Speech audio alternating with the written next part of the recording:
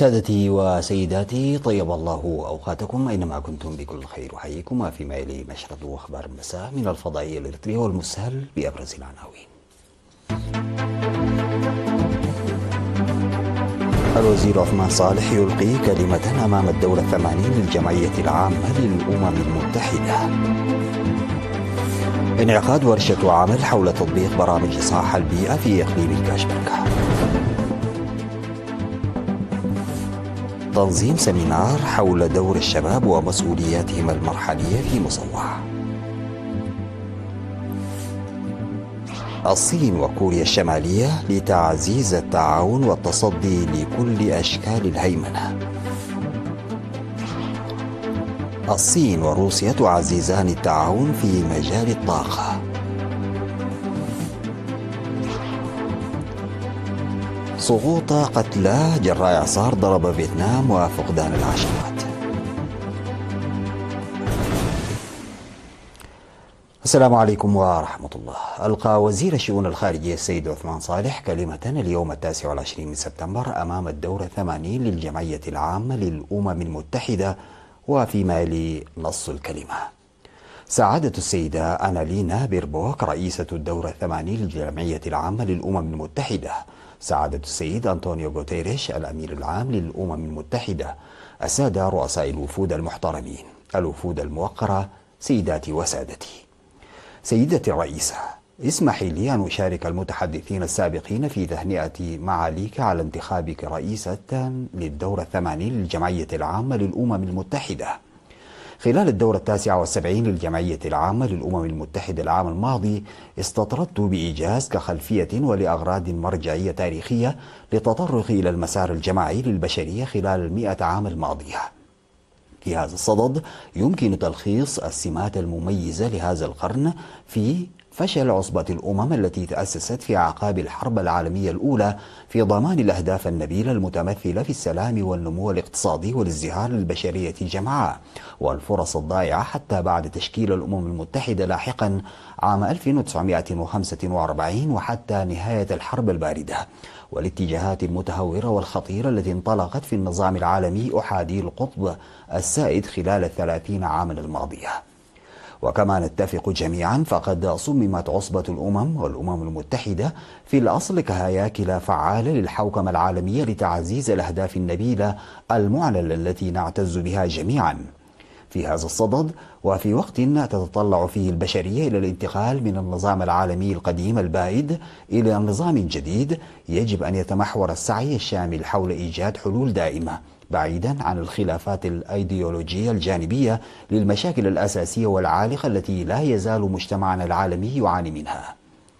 ظل الظلم الاقتصادي التحدي الرئيسي للبشرية والشعوب جمعاء منذ العصور القديمة، من النظم الاجتماعية البدائية إلى عصور العبودية والاستعمار، وصولا إلى عصرنا المعاصر في القرن 21 المتقدم. تنبع التحديات الدائمة من أساليب تكوين الثروة وتراكمها، لا سيما فيما يتعلق بتقاسم الثروة والدخل. والحقيقة هي أن الأنظمة العالمية السابقة والحالية متجذرة بشكل كبير في الاحتكار والنهب والخداع. إن الهيمنة والسياسات المصاحبة لها والقوى العسكرية المكتسبة والهجمات العسكرية التي تشن ليست في الواقع سوى أدوات ووسائل للهيمنة والنهب. وبالمثل ترسم مختلف الهياكل الاقتصادية والمالية أساسا لدعم أهداف الهيمنة والنهب، كما أن السياسات المصاغة والعمليات المتخذة لتوسيع مجالات النفوذ هي أيضا وسائل محضة للهيمنة والنهب. ويشكل الفساد الخفي وسيلة أخرى للهيمنة والنهب، تؤجج الحروب والصراعات والأزمات وتفاقم لأغراض وحيدة وهي الهيمنة والنهب، وتسخر أدوات الدعاية والخداع لتحقيق أهداف مماثلة. سيداتي وسادتي، في الواقع يكمن التحدي الرئيسي في كيفية إرساء نظام عالمي جديد يعزز العدالة والإنصاف ليحل محل بنية الحوكمة العالمية السائدة التي لا تزال معالمها الأساسية هي الهيمنة والنهب والخداع والقمع. إن المعارضة المتصاعدة الجارية في مختلف أنحاء عالمنا، بما في ذلك في المناطق المتقدمة والصناعية، من خلال المظاهرات الشعبية الواسعة ضد الاتجاهات الاقتصادية الكارثية والديون المنهكة التي تكبدتها الحكومات، ليست سوى غيض من فيض. لكن ما يثير القلق البالغ هو الوضع الاقتصادي المزري في البلدان النامية، وبشكل أكثر تحديدا في القارة الإفريقية المهمشة. ورغم إمكانية تقييم التفاصيل على أساس كل حالة على حدة، إلا أن معظم اقتصاد إفريقيا لا يزال بدائيا. لا تزال إفريقيا قارة تصدر المواد الخام إلى ما يسمى بالاقتصادات المتقدمة بأسعار رمزية، حيث تستورد المنتجات المصنعة النهائية بأسعار مبالغ فيها للغاية، حيث تعاني الاقتصادات من خسائر فادحة في فرص العمل، حيث يستنزف رأس المال البشري والقوى العاملة المهنية والماهرة الضئيلة بسبب الهجرة وهجرة الأدمغة، حيث تبذر الأنظمة الحاكمة الأموال المقترضة ببذخ، لكنها تتباهى بسخرية بمظهر التقدم في حين تثقل كاهلها الديون المتراكمة، متورطة في الفساد والعبودية السياسية للقوى الخارجية.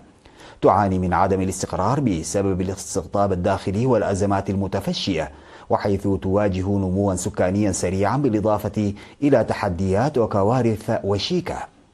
إن السيناريو قاتم للغاية بالفعل.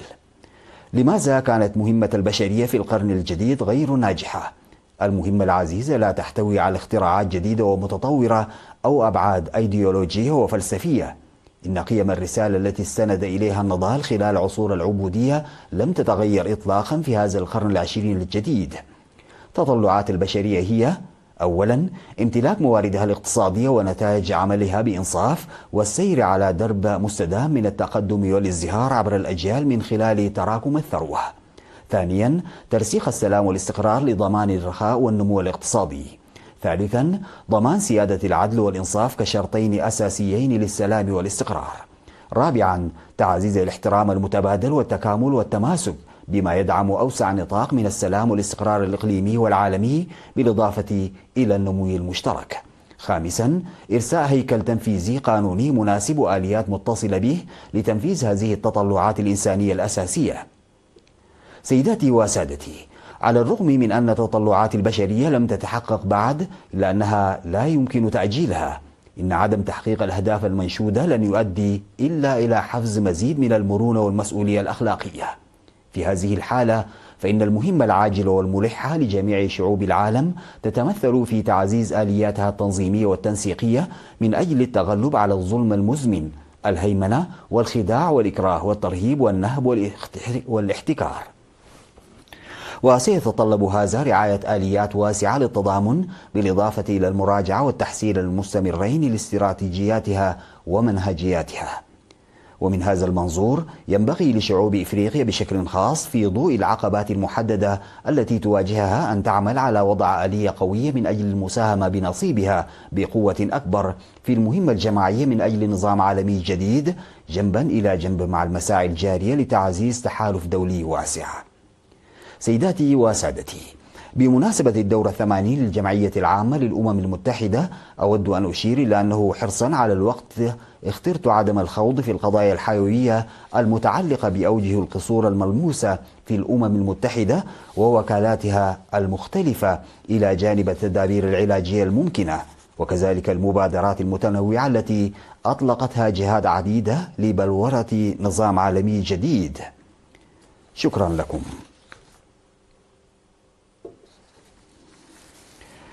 عقدت في بارنتو يومي 25 و26 من سبتمبر الجاري ورشة عمل هدفت لتقييم تنفيذ برامج الصرف الصحي والإصحاح البيئي في إقليم القاشبركة. وأوضح مسؤول فرع الصحة بالإقليم الدكتور ولد يوهنس في الورشة التي شارك فيها مسؤولو الأقسام ومدراء المديريات وممثلي الاتحادات الوطنية وممثلي الأهالي أن هناك تحديات كبيرة فيما يتعلق بالوعي العام حيال الصرف الصحي والإصحاح البيئي على المستوى الإقليمي، مشيرا لانخفاض المشاكل الصحية الناجمة عن سوء الصرف الصحي ومياه الشرب غير الآمنة بفضل تنفيذ برامج نظافة وإصحاح بيئي واسعة النطاق منذ عام 2007. وأضاف مدير عام قسم الخدمات الاجتماعية السيد فرانكو كوبابا إن ضمان صحة المجتمع من خلال توفير بيئة نظيفة ومياه شرب ليست مهمة تقتصر على جهات معينة فقط، بل تعتمد على المشاركة الواعية والفاعلة من قبل المجتمع. وتم تقديم عرض تفصيلي مصور للبرامج التي تم تنفيذها في 16 إدارة مديرية والتحديات التي واجهت العمل، إلى جانب تنظيم برنامج تبادل الخبرات التي خاضتها أقاليم عنسبة والأوسط والجنوبي. وأشار مسؤول وحدة الصحة البيئية السيد عبد يعقوب إن نسبة استعمال السكان لدورات المياه شهدت تزايدا من النسبة التي سجلت ب 2% في عام 2007 إلى 64% في الوقت الراهن، وإن العمل يتركز الآن على المديريات التي سجلت معدلات أقل للاستعمال الآمن للصرف الصحي. وأشار إلى الاقتراحات التي قدمت في الورشة الرامية إلى المساعدة في تنفيذ برامج الصرف الصحي والإصحاح البيئي بشكل كامل، مذكرا بأنه ينبغي أن تكون هناك هيكلية جادة للرصد والتقييم على مستوى القرى لضمان صياغة البرامج وخطط العمل التي ينجزها المشاركون بشكل صحيح. نظم فرع الاتحاد الوطني لشباب وطلبة إريتريا بشمال البحر الأحمر يوم 25 من سبتمبر الجاري سمينارا شارك فيه تنظيم الشباب العمال في وزارة الثروة البحرية تناولت دور الشباب ومسؤوليتهم المرحلية في مصوع. هدف السمينار إلى خلق فهم واسع لأهمية التنظيمات اليقظة والوضع الراهن في البلاد والمنطقة من حيث التحديات والفرص. وأعرب المشاركون من جانبهم عن آرائهم بشأن تعزيز تنظيمهم، وذكروا بأنه ينبغي تنظيم سمينارات ونقاشات ومنتديات بشكل منتظم نظرا إلى أهميتها التنظيمية والتثقيفية.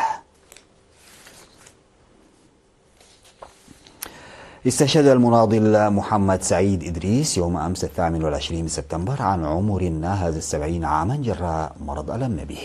التحق المناضل محمد سعيد بصفوف القوات الشعبية لتحرير إريتريا في 26 من يونيو من عام 1975، وناضل ضمن الوحدات القتالية مثل السرية العاشرة والكتيبة 76 للأسلحة الثقيلة وكتيبتي 70 و61 أثناء الثورة التحررية، ثم خدم في الفيلق 271 ووزارة الحكومات المحلية والجبهة الشعبية للديمقراطية والعدالة بمختلف مستويات المسؤولية. المناضل الشهيد محمد سعيد إدريس رب أسرة وأب ل5 أبناء، وقد وري جثمانه الثرى اليوم 29 من سبتمبر في مقبرة الشهداء بكرن. ويعرب مكتب الجبهة الشعبية للديمقراطية والعدالة بإقليم عنسبة عن بالغ حزنه لاستشهاد المناضل محمد سعيد إدريس، ويعزي زويه ورفاقه المناضلين وزملائه. بعد الفاصل سادتي أعود بالأخبار الخارجية.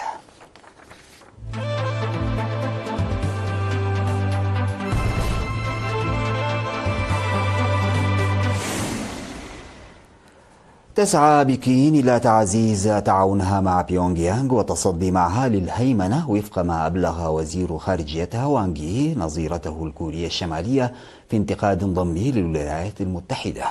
واستقبل وزير الخارجية الصيني نظيرته الكورية الشمالية تشو سون هوي في بكين بعد أسابيع على زيارة أجراها الزعيم الكوري الشمالي كيم جونغ أون إلى الصين بهدف توثيق العلاقات الثنائية بين البلدين.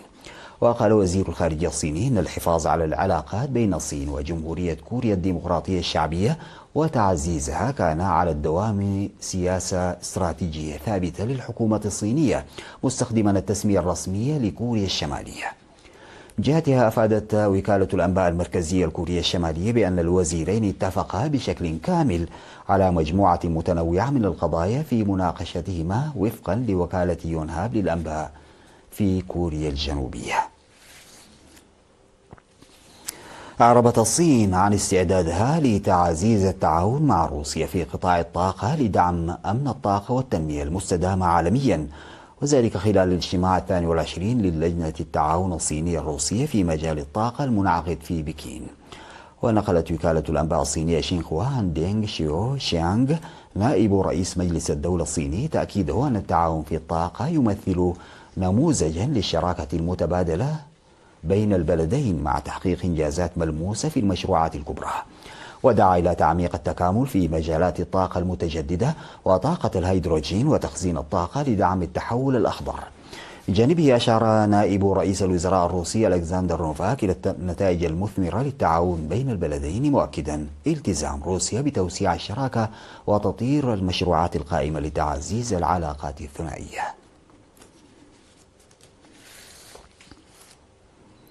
اجتاح الإعصار بوالوي السواحل الفيتنامية ما أسفر عن مقتل 9 أشخاص وفقدان 17 آخرين فيما تسببت الرياح العاتية والأمطار الغزيرة في تدمير منازل وانقطاع التيار الكهربائي وغمر طرقات قبل أن يفقد الإعصار جزءا من قوته متجها نحو لاوس وفقا لرويترز. وتسبب الإعصار في إلحاق أضرار بالعديد من المنازل وانقطاع التيار الكهربائي واقتلاع الأشجار في مناطق مختلفة، مشيرة إلى أن الحكومة قامت بإجلاء نحو 30 ألف شخص من منازلهم ونقلهم إلى مراكز إيواء مؤقتة للحفاظ على أرواحهم. بدورها أعلنت السلطات إلغاء أو إرجاء مئات الرحلات الجوية مع إغلاق 4 مطارات في المقاطعات الوسطى بسبب الإعصار وما يصاحبه من سوء أحوال جوية. نشرت ناميبيا مئات الجنود لمكافحة حريق أتى على ثلث حديقة إيتوشا الوطنية، إحدى أكبر محميات الصيد في إفريقيا وفق مسؤولين محليين. وتقع الحديقة في شمال البلاد ذات الطبيعة الصحراوية، وهي موطن ل114 نوعا من الثدييات، بينها وحيد القرن الأسود المهدد بالانقراض والذي يشكل عامل جذب رئيسي. وأعلنت الحكومة أنها ستنشر 500 جندي إضافي لمساعدة فرق الجيش والشرطة والسكان وعناصر الإطفاء في موقع الحريق، وفق ما أفاد مكتب رئيس الوزراء تيجونغا إيلايجا نوار. ختاما سيداتي وسادتي لنشرة الأخبار، إلى حضراتكم تذكير بأبرز العناوين. الوزير عثمان صالح يلقي كلمة أمام الدورة 80 للجمعية العامة للأمم المتحدة. انعقاد ورشة عمل حول تطبيق برامج إصلاح البيئة في إقليم الكاشبركة. تنظيم سمينار حول دور الشباب ومسؤولياتهم المرحلية في مصوعة. الصين وكوريا الشمالية لتعزيز التعاون والتصدي لكل أشكال الهيمنة. الصين وروسيا تعززان التعاون في مجال الطاقة.